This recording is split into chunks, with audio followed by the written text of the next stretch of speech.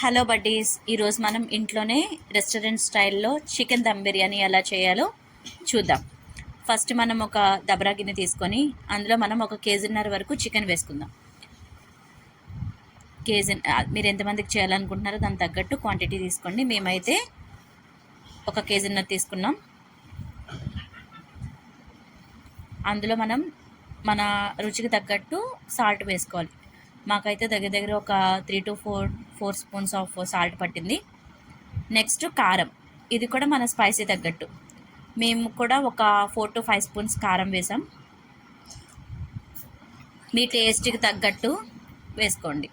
Next biryani masala, ఇది మేము ఇంట్లో చేసుకున్న మసాలా అనమాట. మొత్తం హోల్ గరం మసాలా మనము కచ్చపచ్చగా మిక్సీ పట్టి అది మనం బిర్యానీ మసాలా వేసుకోవాలి. ఇది పిల్లలు ఉన్న వాళ్ళు కొంచెం స్పైసీ తగ్గించుకొని వేసుకోండి. నెక్స్ట్ ఫ్రైడ్ ఆనియన్స్, నేనైతే ఒక 4 to 5 ఆనియన్స్ తీసుకొని బాగా డీప్ ఫ్రై చేశాను. అందులో సగం వరకు వేసాను. నెక్స్ట్ కొత్తిమీర అండ్ పుదీనా, నెక్స్ట్ కొంచెం నెయ్యి, అలాగే కొంచెం కసూరి మేతి. ఇది ఆప్షనల్, ఉంటే వేసుకోండి లేదంటే స్కిప్ చేయొచ్చు. కొంచెం వేసుకుంటే టేస్ట్ బాగుంటుంది. నెక్స్ట్ వచ్చేసి ఆయిల్ అనేది మనం మంచిగా మ్యారినేట్ అవ్వడానికి మనకి హెల్ప్ చేస్తుంది. ఆయిల్ వేసుకోవచ్చు, ఆయిల్ ప్లేస్లో మనము గీ వేసుకోవచ్చు, లేదంటే రెండు కాంబినేషన్లో కూడా వేసుకోవచ్చు. ఎక్కువగా గీ స్మెల్ నచ్చే వాళ్ళు కొంచెం ఎక్కువ గీ వేసుకోండి, బాగుంటుంది, బిర్యానీకి మంచి ఫ్లేవర్ ఇస్తుంది. తర్వాత దీన్ని బాగా మంచి కలపాలి.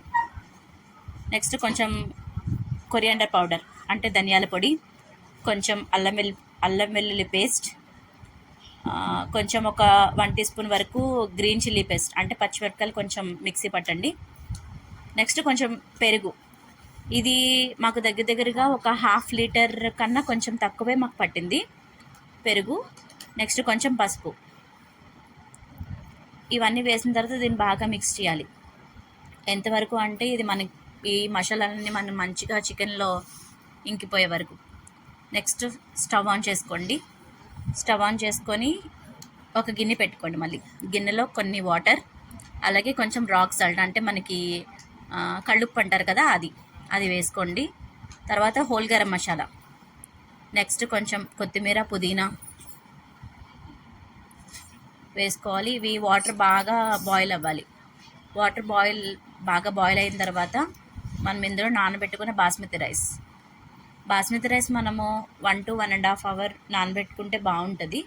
ఒకవేళ మీకు అంత టైం లేదు అనుకుంటే ఒక 10 to 15 minutes వరకు అయినా నానబెట్టుకోండి. తర్వాత అందులో బాయిల్ అయిన వాటర్లో బాస్మతి రైస్ వేసుకొని బాయిల్ అవ్వాలి. మనకి ఈ రైస్ మనం ఒక 50 to 60% వరకు బాయిల్ అయితే సరిపోతుంది, మనకు కంప్లీట్గా బాయిల్ అవ్వక్కర్లేదు. అలా బాయిల్ అయిన తర్వాత మనం ఇందాక ఏదైతే మ్యారినేట్ చేసుకున్న చికెన్ ఉన్నదో దానిపైన మనం లేయర్స్గా వేసుకోవాలి. మొత్తం రైస్ అంతా కూడా వాటర్ అవన్నీ మనం స్ట్రెయిన్ చేసి పైన మొత్తం లేయర్స్ లాగా వేయాలి. అయిపోయిన తర్వాత నెక్స్ట్ ఇందాక మనం ఫ్రైడ్ ఆనియన్స్లో కొంచెం పక్కన పెట్టుకున్నాం కదా, ఫ్రైడ్ ఆనియన్స్, కొత్తిమీర పుదీనా, అలాగే మనము రైస్ ఉడకబెట్టుకున్న వాటర్ ఉంటాయి కదా, అవి ఒక చిన్న టీ గ్లాస్తో చుట్టూ ఎడ్జెస్లో మనం వేసుకోవాలి. దీన్ని ఇప్పుడు స్టవ్ మీద పెట్టి ఫస్ట్ ఒక 5 to 10 minutes వరకు మనము హై ఫ్లేమ్లో పెట్టి, తర్వాత నెక్స్ట్ 5 minutes లో పెట్టుకోవాలి. అంతే, మన చికెన్